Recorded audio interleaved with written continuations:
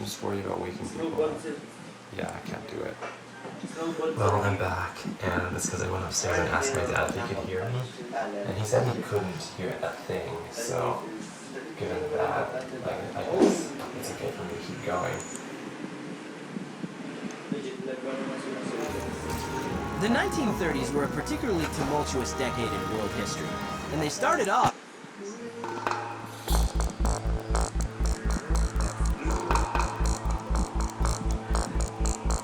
If you're up for something a bit more interactive, type spinner in the search box and hit enter. You'll get a spinning wheel that you can, well, spin.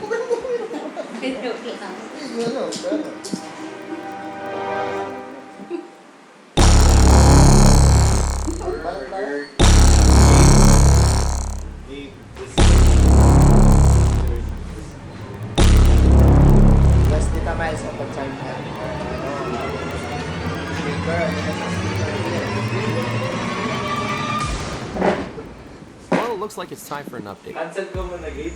Hey ladies and gentlemen of YouTube, you're watching CHM Tech, and these are fun Google secrets, part 3. We'll start the video off with a really cool interactive Easter egg. If you open up the Google homepage and search for Snake Game, or simply Snake, you can play a game of Snake which might easily have you addicted in no time. You can control the snake with the arrow keys if you're using a desktop or laptop, or by swiping the screen if you're using a smartphone or tablet. That speaker? Now, if you're gonna get hooked, at least wait until the end of this video, because we've got some really cool Easter eggs ahead. These next ones actually might come in handy sometimes. If you do a Google search for bubble level on a mobile device, on the top of the search results you'll be presented with a spirit level which you can use to see how level a surface is.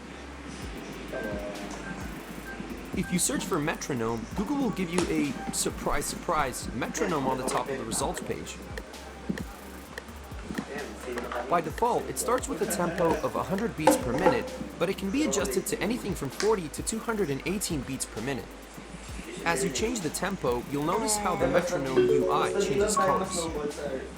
Google also has a handy stopwatch as well as a timer.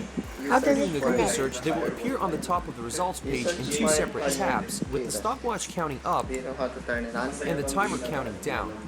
Once the timer reaches 0, it starts beeping, that is, unless you disable sounds. Both the stopwatch and the timer can be viewed in full screen mode.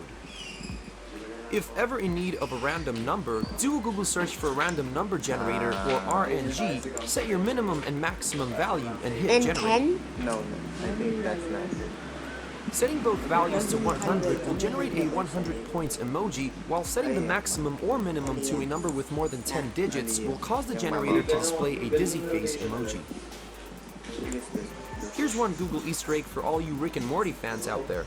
Type wubble dub dub in the search box and hit enter. On the top of There the it results is. page, Google will ask, "Did you mean, I'm in great pain, please help me?" Morty, that's my catchphrase, remember? Here's another reference to a very popular show.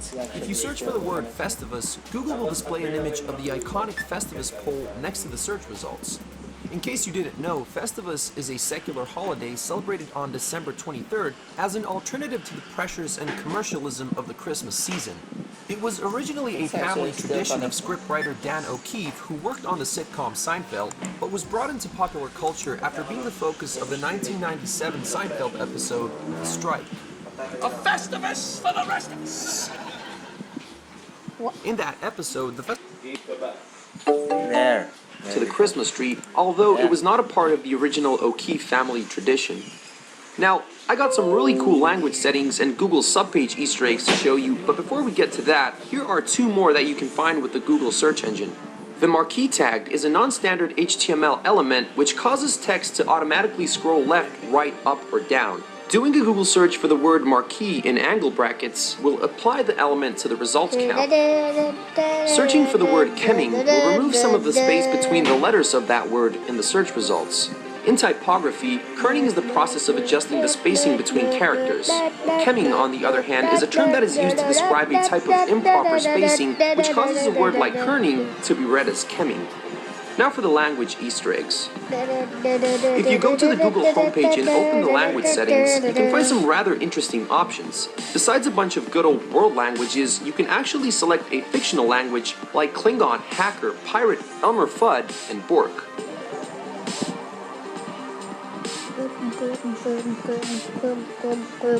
Though not an option in the settings, there's also a Google page in Pig Latin which you can access by using this URL. And then we have Google subpages. In this video, I'm going to show you just a few. Like google.com/heart, which takes you to a preservation of the old Google interface. If you take a look at the top of this archived page, you can see a banner which states, "This site is an old friend from Google's past, kept in its original form. Enjoy." Google.com/humans.txt takes you to a page that displays this message. And then we have probably one of the coolest robots.txt files ever created. If you type google.com/killer-robots.txt in the address bar and hit enter, it will open a plain text file with a set of rather interesting instructions. A robots.txt is a file that websites use to communicate with automated web crawlers and web robots. I'm going to do this.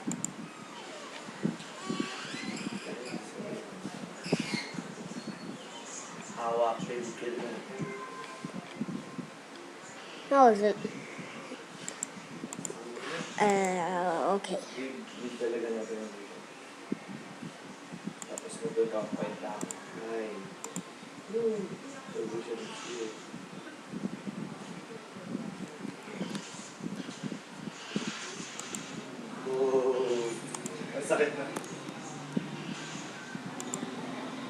Probably one of the coolest robots. And then we have probably one of...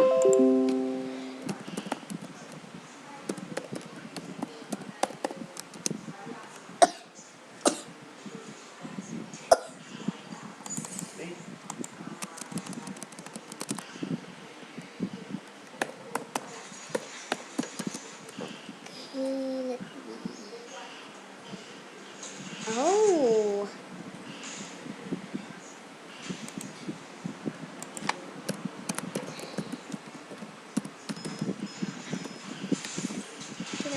Robots.txt. Whoa.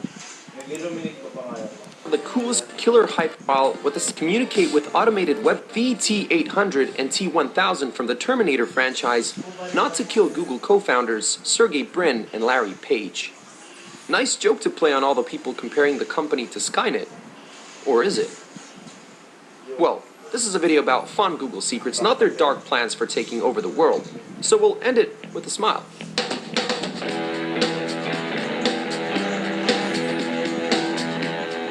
Hope you enjoyed the video.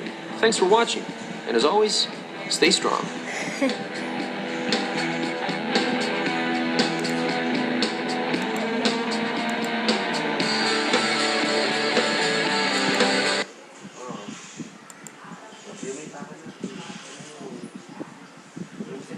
What? You haven't played World of Warships yet? Why the hell not? For the past month or so, I've been really struggling with a particular idea for a video. Doesn't matter what the idea is. Just like the start of any other video, it's just an idea. And we'll call it just that.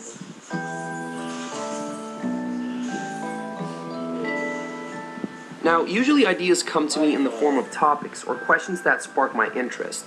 And in order for me to turn one into an actual video, it needs to meet 3 conditions that I've sort of subconsciously set for myself. This is not something that I once thought through or anything, it's just something that sort of naturally governs my video creating process. And the conditions go as follows. First off, there needs to exist a sufficient amount of information about the topic or question at hand that is at my disposal. I need to be able to comprehend that information and learn about whatever it is that I will be talking about. That brings me to the second condition, which implies that I have to fully understand the topic at hand. If I don't understand it, then I have no place talking about it, let alone making a video that is supposed to educate and entertain possibly a very large number of people. But if the first 2 conditions are met, that leaves me with the third and final one. I need to believe that I can take the information and understanding that I have and turn that into a story that I would consider to be interesting. Correction, not just believe. I have to be able to actually make that happen. If I can't make an interesting presentation, in my mind there's really no point of making a video. I could just link a bunch of sources and say, here's the info for that, I have nothing else to add. Completely pointless. And this